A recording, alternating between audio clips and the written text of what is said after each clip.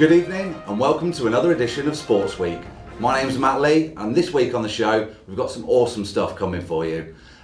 This year, what a great year for British sport. Lewis Hamilton's become the two-time F1 world champion, and of course, big tennis event down at the O2 in London, Novak Djokovic reigning supreme. And talking of tennis, staying with tennis, we're talking Vets game. And in the studio with me this week, I've got a legend of the Vets game, Mr. Ken Allen. Good evening, Ken. Good evening, Matt. How are you? I'm excellent, thanks. How are you? Yeah, I'm fine, thank you. Very good. Right, so there's been a lot of hype over the men's 8 from Eastgate, the tournament this year. How's things been going? Been a great season from start to finish, from January right up to the present day. It's been hard scoring this year. I think we've learnt a lot about each other's game, and it's made it harder, but we obviously have a champion. And any highs, lows, injuries? Has it been tight for the title race this year? There's a lot of injuries happened this year. There's a lot of the guys being out doing other things that we'll come to later. But it wasn't a conclusion at the start of the season, but towards the end of the season it became quite apparent who was going to be the winner. We're afraid.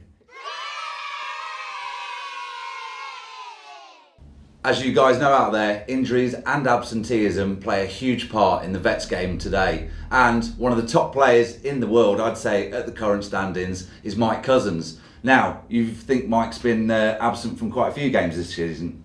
He'd been absent in the middle of the year, basically, for probably 7 or 8 weeks. Well, I'd heard he'd been on a tour recently. Well, obviously. he has been on tour, actually, with his band, and it just so happens I do have his new album here. Oh, new copy? Yeah, new copy of his album. Ah. I mean, this is his... Melody Road. Yeah, Catchy. It's really good. It's a good album, but basically, it's... I don't know whether the crew cameraman, can you get a quick close-up of that? I mean, it's a stunning front cover. Absolutely fantastic front cover. But one of my favourites, basically, is the old one, Crackling Rosie. Classic. Okay, I think, can we patch? Yeah, we can hear some of that now, actually. Great, wonderful. And have you got any other favourite tracks on this exquisite-looking album? Not really, it's not that good. So, big choice from Mike Cousins, but tennis's loss is the music industry's gain. Now, let's talk Pitbull. Ken, how's he been playing this season? He's been playing too good this season, really, aggressively as normal. Yeah, he's got a bit of a reputation within the game for hard shots and unrelenting pace. Tell me about it. Have you seen these bruises? Well, I heard he nearly injured you last week in the match. Look at those. They're unbelievable. Can we get a quick close-up of that, guys? Yeah. See, now that's the power of Pitbull. They really hurt. But there you go, that's Pitbull. Although he does have his good side, he does bring the odd spud into the club, and we have chips on most nights when Simon's there. And I guess he farms these personally from his country estate because he's a rather suave-looking gentleman during the day. Oh, Squire Trelawney, this guy, absolutely, you wouldn't believe it. So a bit of a Jekyll and Hyde once he steps on the tennis court. Oh yes, certainly is.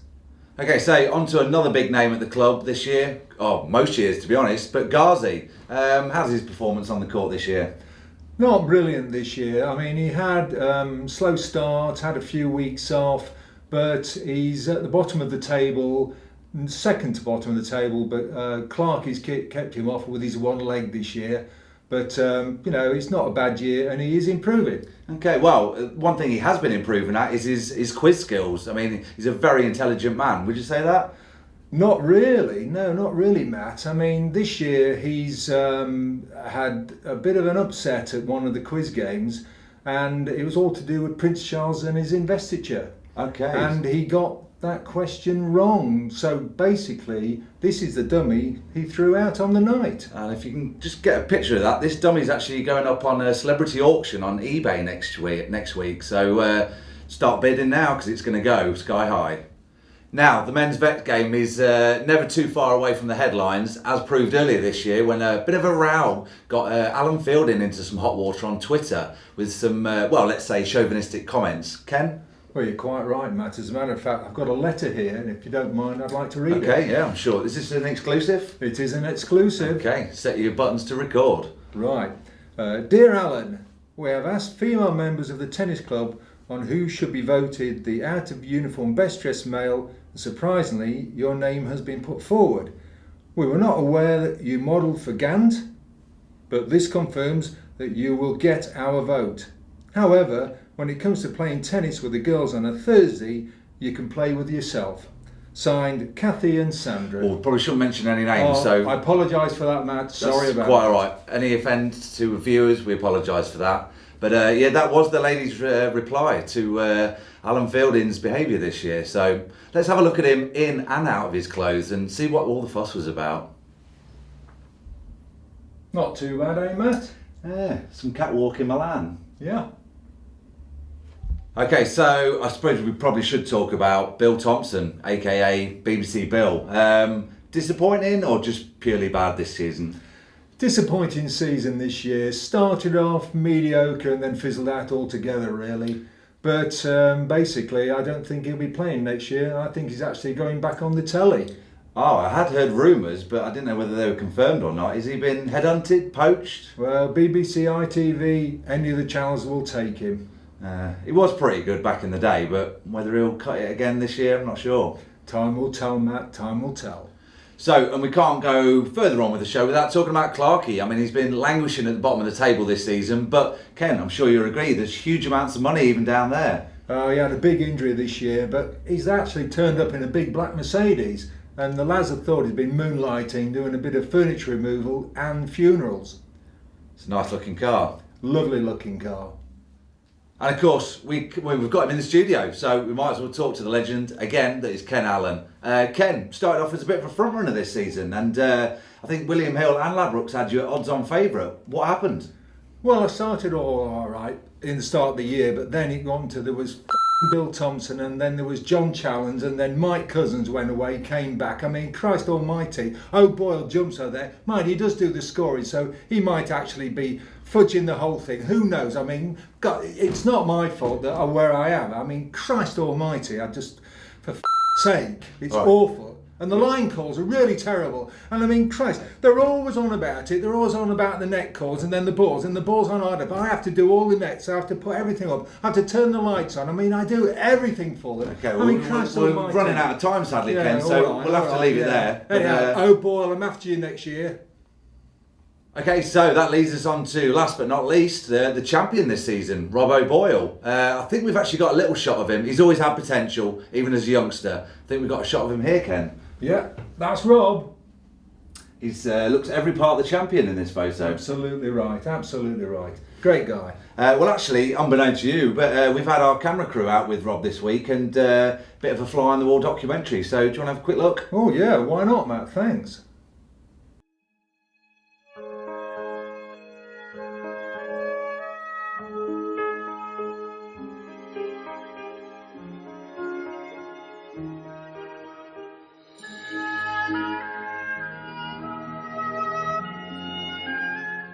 Of course, I'm not the first to win the Men's 8 Championship.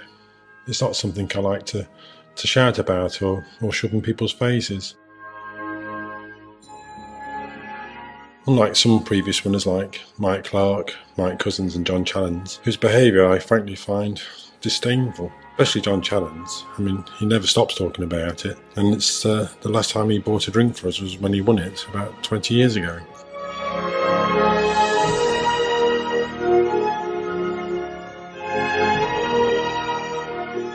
I thought Ken Allen started the year really well and thought he was going to be a challenge to my title, but he fizzled out in the end rather poorly, really.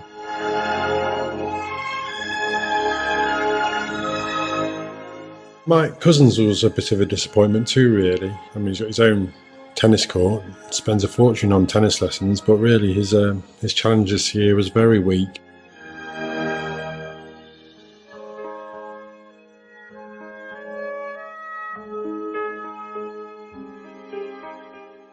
Alan Fielding was probably the strongest challenger throughout the year, but towards the end of the season, I'd been holding off a big contract down south, and in the end I couldn't play the last 5 nights, and this gave Alan a target of only 14.5 points to win out of 15, and unfortunately he fell at the first hurdle.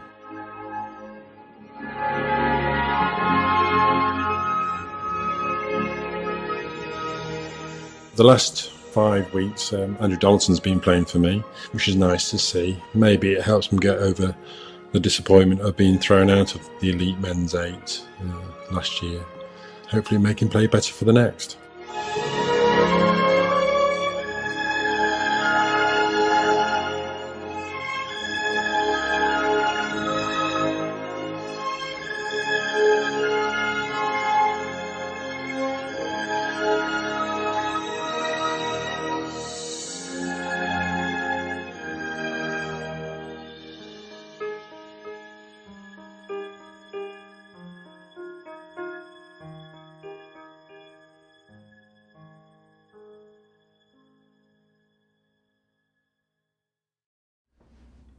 Thanks again for joining us. I know all you boys and girls would have been watching the show from the Wigan Mitre in Lincoln.